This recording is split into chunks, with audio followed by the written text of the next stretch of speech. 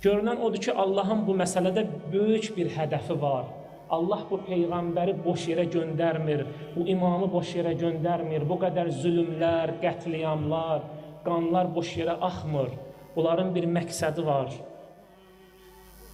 Nübüvvətin və imamətin ortaq hədəfi budur ki, nübüvvət və imamət cəmiyyəti yetişdirmək və kamilləşdirmək üçün Allah tərəfindən təyin olunub.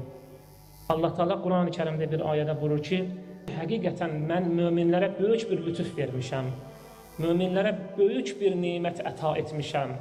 Allah buyurur Quran-ı Kərimdə, o nədir? O nemət budur ki, Allah sizə öz içərinizdən peyğəmbərlər göndərir.